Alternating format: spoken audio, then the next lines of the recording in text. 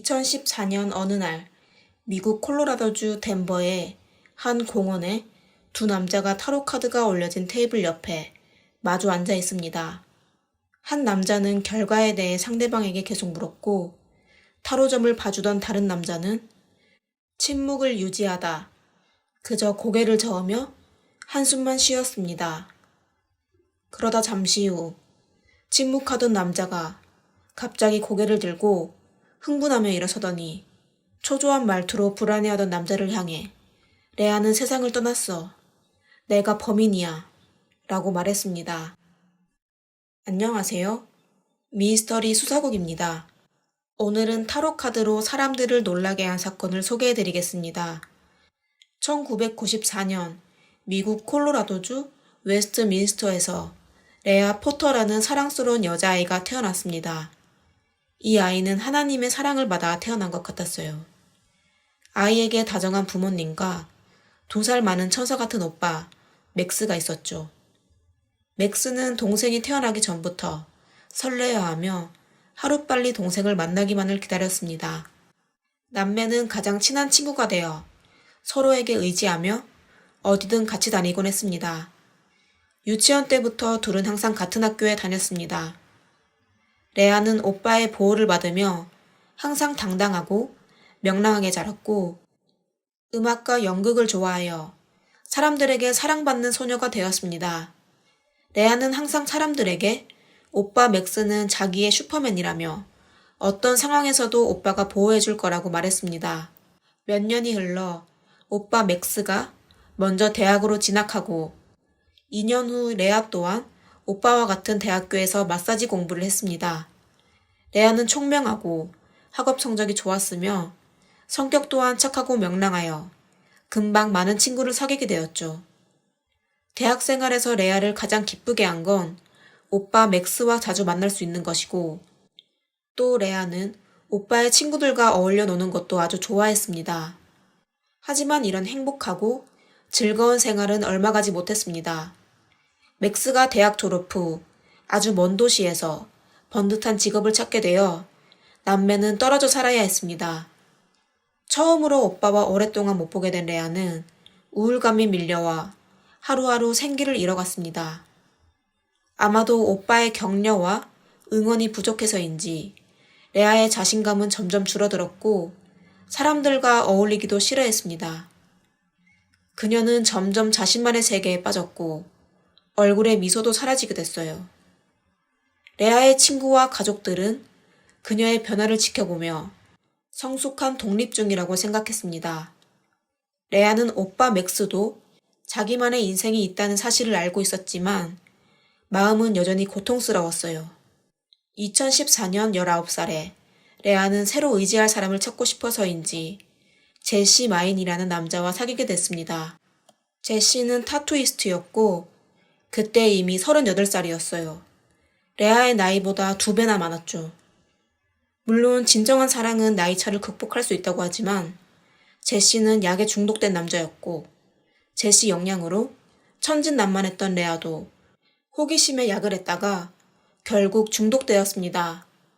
다행히 레아의 곁에는 여전히 그녀를 아끼는 좋은 친구가 있었습니다. 그중 말놀이라는 절친이 있었는데 레아가 변했다는 걸 눈치채고 레아에게 힘이 되어 주었습니다. 레아는 고민 끝에 말놀이에게 약에 중독되어 너무 괴롭다고 털어놓았습니다. 말놀이는 레아를 돕기로 마음먹고 약물 중독 재활센터에서 치료하기를 권했습니다. 레아는 결국 학업에 전념할 수 없어 퇴학하게 되었습니다. 2014년 5월 말에 레아는 남자친구 제시와 헤어지고 새로운 삶을 시작하기 위해 가까운 덴버시로 이사하기로 했습니다. 레아는 본인의 SNS에 임시 거주지를 찾는다는 글을 올렸고 용기를 내어 오빠 맥스에게 전화하여 본인이 겪었던 일들을 털어놓았습니다. 맥스는 동생의 소식을 듣고 충격을 받고 바로 달려가고 싶었지만 일주일 뒤 중요한 일이 있어 어쩔 수 없이 당장 갈 수가 없었습니다. 하지만 맥스는 다시는 사랑하는 동생을 볼 수 없게 됐습니다. 2004년 6월 2일 레아가 덴버시로 이사하기 전날이었습니다. 친구 말로리와 만나던 날 레아는 맥스를 만날 수 있다는 기쁨 때문인지 정신 상태도 괜찮아 보였습니다. 둘은 잠깐 만나고 헤어졌고 이튿날 이상한 일이 발생했습니다. 레아가 사라졌습니다. 친구와 가족들이 찾아 헤매어 보았지만 역시 레아를 찾지 못했습니다. 레아의 오빠 맥스는 여동생에게 무슨 일이 생겼다는 걸 바로 알았습니다. 평상시 동생은 아무리 기분이 나빠도 자신의 문자라면 바로 회신했었는데 맥스의 전화까지 받지 않으니 상황이 심각하다는 걸 바로 느꼈습니다. 연이어 이틀 동안 여동생과 연락이 되지 않자 맥스와 그의 어머니 르네는 경찰에 신고하기로 했습니다. 신고 전화를 받은 경찰은 레아와 헤어진 지 얼마 안 된 제시를 바로 조사하였습니다. 제시는 경찰에게 레아와 헤어지고 본인도 아주 미안했고 그 후 본인도 고향으로 돌아가 약물 중독 치료를 했다고 진술했습니다. 그리고 헤어지고 나서 단 한 번도 레아와 연락하지 않았다고 말했습니다. 경찰은 제시의 진술이 일관성이 있고 알리바이도 있어 바로 용의자 혐의에서 배제했습니다. 첫 번째 용의자가 배제되고 나서 사건 수사는 또다시 미궁으로 빠졌습니다. 레아의 가족은 할 수 없이 슬픔을 무릅쓰고 도시 곳곳에 실종 포스터를 붙였습니다. 그리고 며칠 후 레아의 어머니는 딸의 SNS 게시글을 보다가 이상한 점을 발견했습니다. 크리스토퍼 웨이드라는 사람이 있었는데 딸과 연인처럼 애매모호한 대화를 나눈 것이었습니다. 웨이드는 레아의 가족과 같은 마을에서 생활했고 맥스와 레아랑 같은 고등학교에 다녔습니다. 나이가 조금 많았던 웨이드는 고등학교 졸업 후 입대하여 헬기 수리공이 되었지만 1년도 안 돼 군대에서 해고당했습니다. 군에서 쫓겨난 웨이드는 경찰이 되기 위해 덴버의 한 대학교에 입학하여 형사사법에 대해서 전공했습니다. 웨이드의 외모와 성격은 레아가 전혀 좋아하는 타입이 아닌데 무슨 계기로 둘은 친해졌을까요? 혹시 그가 레아의 행방을 알고 있는 게 아닐까요? 레아의 어머니는 웨이드에게 전화하여 궁금했던 점을 물었습니다. 레아 어머니의 질문에 웨이드는 레아의 SNS를 보고 그녀가 임시 거주지를 찾고 있는 걸 알게 되었고 안타까운 마음에 레아에게 연락해 본인의 집에 잠깐 머물며 약물 치료를 할 수 있도록 도와줬다고 답했습니다. 또 그는 6월 3일에 확실히 레아를 집으로 데려왔는데 몇 시간 만에 레아가 어떤 문자를 받고 바로 레아가 흰색 픽업 트럭을 타고 자기의 집을 떠나 이후 그녀의 행방을 모른다고 답했습니다. 웨이드의 말을 듣고 레아의 어머니는 큰 충격을 받았습니다. 처음으로 딸이 약물 중독이라는 사실을 들었기 때문입니다. 레아의 어머니는 웨이드와 관련된 단서를 경찰에게 알렸고 곧 조사가 시작됐습니다. 웨이드가 군대를 떠난 이유는 정신 상태가 불안정하고 또 폭력적인 이유 때문이었습니다. 경찰은 바로 웨이드를 유력한 용의자로 지목하고 경찰서로 데려가 신문하였습니다. 경찰의 신문에 그는 레아의 어머니에게 얘기한 내용을 토대로 대답을 했고 한 가지 세부 사항을 얘기했는데요. 6월 3일 레아를 픽업하고 슈퍼에서 음식을 구매하고 함께 집으로 돌아가 게임도 했었다고 합니다. 경찰은 그의 진술에서 수상한 점을 찾지 못해 일단 기가 조치시켰습니다. 그 후부터 웨이드는 레아에 대해 더 관심을 가지기 시작했고 본인의 페이스북에서 레아의 행방을 찾는 게시물을 올려대기 시작했습니다. 이 와중에도 경찰은 웨이드에 대한 조사를 포기하지 않았습니다. 며칠 후 그들은 웨이드가 임대한 아파트 주차장에서 레아가 실종 당시 운전했던 승용차를 발견하게 되어 차량을 수색해 보았지만 아무런 단서를 찾지 못했습니다. 웨이드의 아파트 주차장에서 승용차를 발견하자 경찰은 그를 다시 찾아 신문했고 그는 이유를 모르겠다며 잡아떼며 레아가 본인 몰래 주차한 것 같다고 했습니다. 그리고 자신의 결백을 증명하기 위해 집 수색도 허락했습니다. 경찰은 웨이드의 집 바닥에 있는 각종 음식물 찌꺼기, 게임박스, 그리고 먹다 남은 배달 음식과 더러운 옷, 음료수병 등 쓰레기가 가득한 냄새 속에서 겨우 수색을 진행할 수 있었습니다.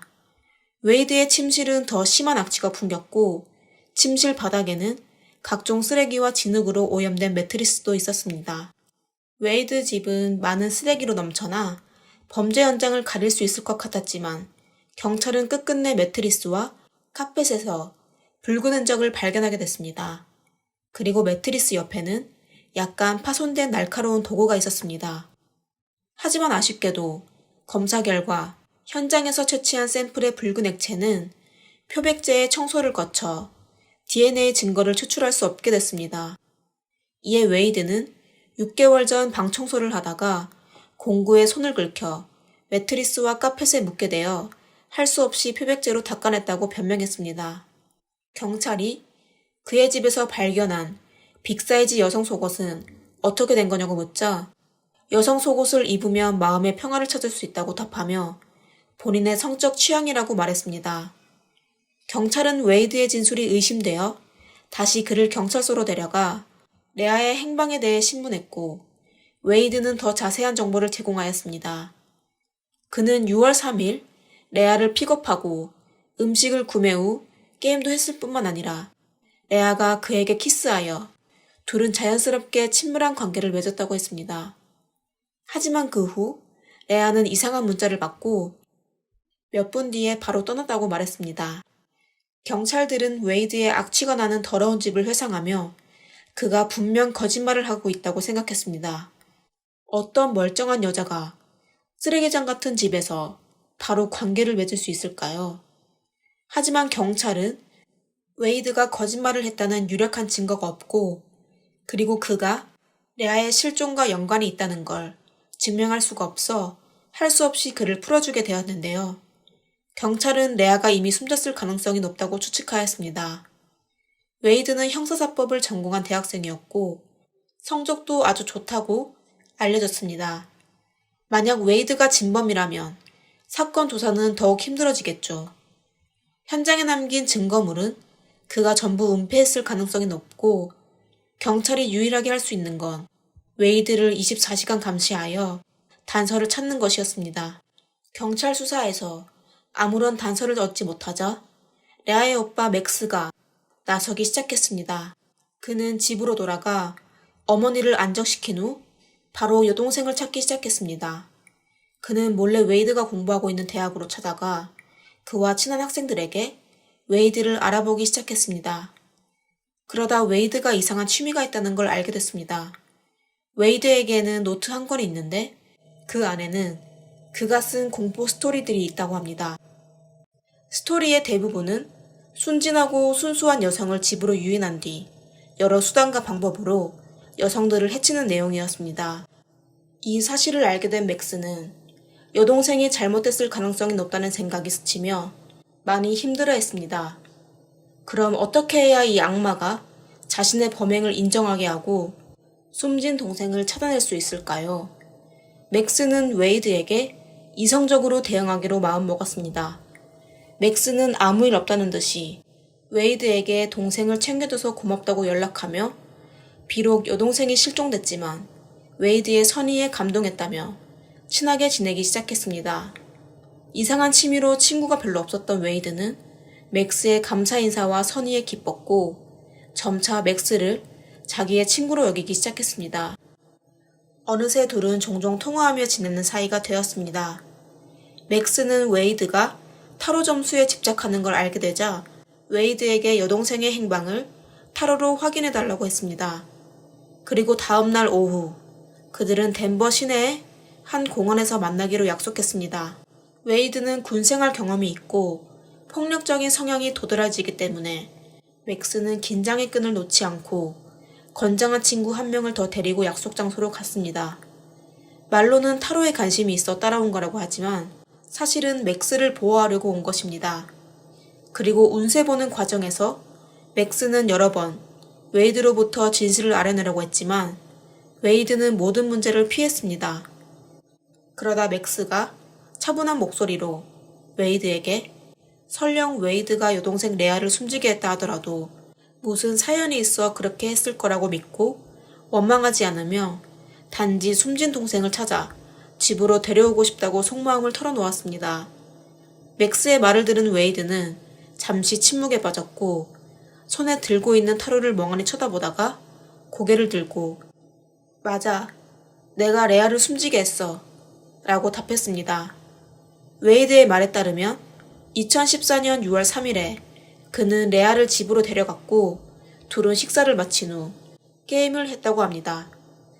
그러다 레아가 갑자기 약이 필요하다며 웨이드에게 돈을 빌려달라고 했고 웨이드가 그녀의 요구를 거절하자 레아는 갑자기 웨이드와 싸우기 시작했습니다. 웨이드는 자신을 보호하기 위해 그녀를 졸랐지만 얼마 안 돼 레아가 정신을 잃었고 손을 놓았을 땐 이미 그녀는 숨져 있었다고 말했습니다.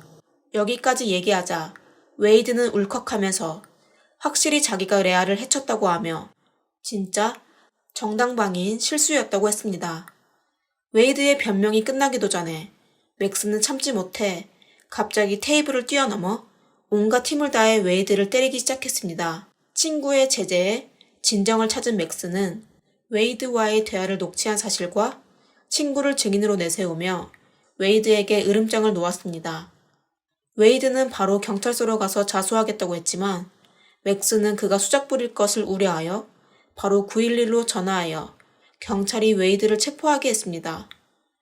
웨이드는 경찰서에 도착하여 신문 조사를 받았고 여전히 자기는 정당방위인 실수로 레아를 숨지게 한 거라고 변명했습니다. 그리고 학교에서 배운 형사사법 관련 지식으로 사건 현장을 정리했다고도 자백했습니다. 또 레아의 오빠에게 진실을 얘기한 건 타로 운세를 봤는데 자수하지 않으면 죄책감으로 자신의 영혼이 파괴될까봐 자수를 선택했다고 했습니다. 웨이드의 진술은 그냥 자아도취에 빠진 듯 보였고 사람들은 전부 그가 강제로 레아에게 몹쓸 짓을 하려다 심하게 반항하자 분노하여 레아를 숨지게 했을 가능성이 높다고 믿었습니다. 검찰은 바로 웨이드를 특수상해죄로 기소하였습니다. 경찰은 웨이드의 집에서 수색한 노트북에서 대량의 불법 성인 비디오를 발견하게 되었습니다.